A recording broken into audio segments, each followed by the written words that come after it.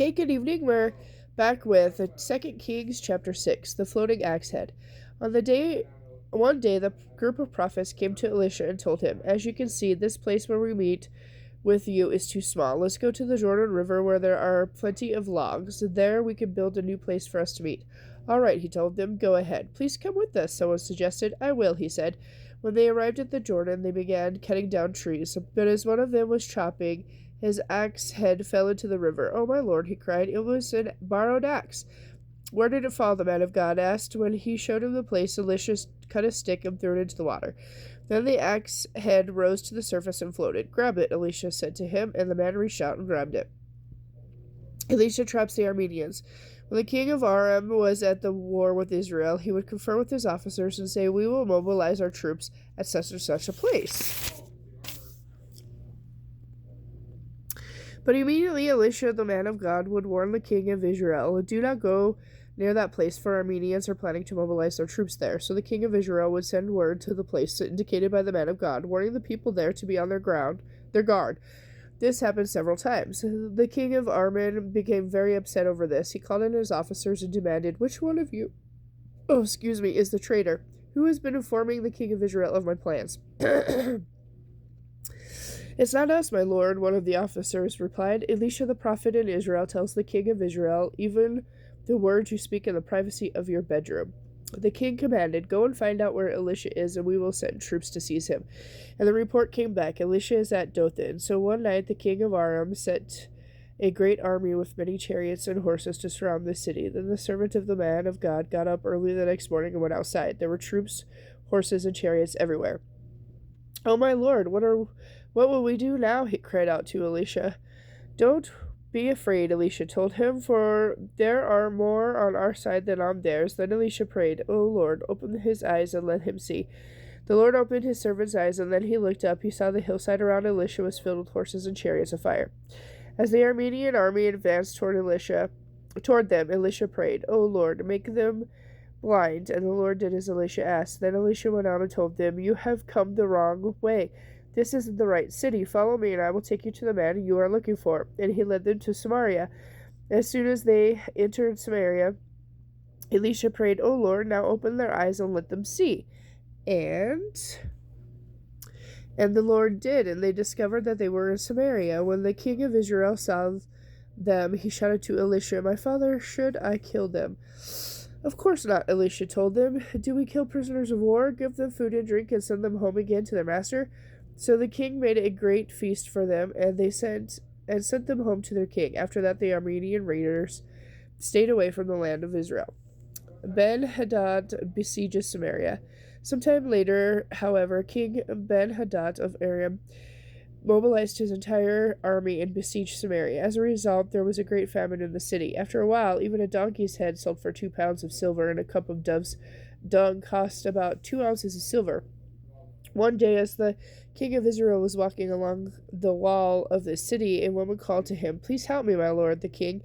"If the Lord doesn't help you, what can I do?" he retorted. "I have neither food nor wine to give you." But then the king asked, "What is the matter?" She replied, "This woman proposed that we eat our son one day and her son the next. So we cooked my son and ate him. Then the next day I said, 'Kill your son so we could eat him,' but she had hidden him." When the king heard this, he tore his clothes in despair, and as the king walked along the wall, the people could see that he was wearing sackcloth underneath and next to his skin. "May God kill me if I don't execute Elisha, son of Shaphat, this very day," the king vowed. Elisha was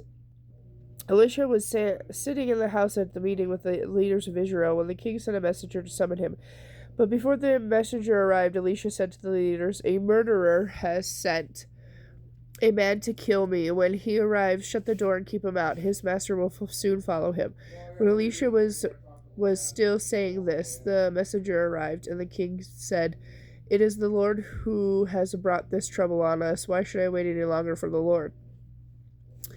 2 Kings chapter 7. Elisha replied, "Hear this message from the Lord. This is what the Lord says. By this time tomorrow in the markets of Samaria, 5 quarts of fine flour will cost only half an ounce of silver, and 10 quarts of barley grain will cost only half an ounce of silver." The officer assisting the king said to the man of God, "That couldn't happen even if the Lord opened the windows of heaven."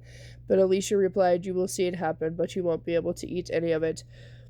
Lepers visit the enemy camp. Now there were 4 men with leprosy sitting at the entrance of the city gates. Why should we sit here waiting to die? They asked each other. We will starve if we stay here, and we will starve if we go back into the city. So we might as well go out and surrender to the Armenian army. If they let us live, so much the better. But if they kill us, we would have died anyway. So that evening, they went out to the camp of the Armenians, but no one was there, for the Lord had caused the whole army of Arm to hear the clatter of the speeding chariots and the galloping of horses and the sounds of a great army approaching. The king of Israel had hired the Hittites and Egyptians to attack us, they cried out. So they panicked and fled into the night, abandoning their tents, horses, donkeys, and everything else, and they fled for their lives. When the lepers arrived at the edge of the camp, they went into one of the tents after another, eating, drinking wine, and carrying out silver and gold and clothing and hiding it. Finally, they said to each other, "This is not right. This is wonderful news, and we aren't sharing it with anyone. If we wait until morning, some terrible calamity will certainly fall upon us. Come on, let's go back and tell the people at the palace." So they went back to the city and told the gatekeepers what had happened, that they had gone out to the Armenian camp and no one was there. The horses and donkeys were tethered and the tents were all in order, but there was not a single person around. Then the gatekeepers shouted the news to the people in the palace. Israel plunders the camp. The king got out of bed in the middle of the night and told his officers, "I know what has happened. The Armenians know we were starving, so they left their camp and have hidden in the fields. They are expecting us to leave the city, and then they will take us alive and capture the city." One of his officers replied, "We had better send out scouts to check into this. Let them take 5 of the remaining horses. If something happens to them, it won't be a greater loss than if they stay here and die with the rest of us." So 2 chariots with horses were prepared, and the king sent scouts to see what had happened to the Armenian army. They went all the way to the Jordan River, following a trail of clothing, and equipped what the Armenians had thrown away in their mad rush to escape. The scouts returned and told the king about it. Then the people of Samaria rushed out and plundered the Armenian camp. So it was true that the 5 quarts of fine flour were sold that day for half an ounce of silver, and 10 quarts of barley grain were sold for half an ounce of silver, just as the Lord had promised. The king appointed his officer to control the traffic at the gate, but he was knocked down and trampled to death as the people rushed out. So everything happened exactly as the man of God had predicted when the king came to his house. The man of God had said to the king, "By this time tomorrow, in the markets of Samaria, 5 quarts of fine flour will cost half an ounce of silver, and 10 quarts of barley grain will cost half an ounce of silver." The king's officer had replied, "That couldn't happen even if the Lord opened the windows of heaven." And the man of God had said, "You will see it happen, but you won't be able to eat any of it." And so it was, for the people trampled him to death at the gate. Okay, with that, I'll be back with chapter 8 later.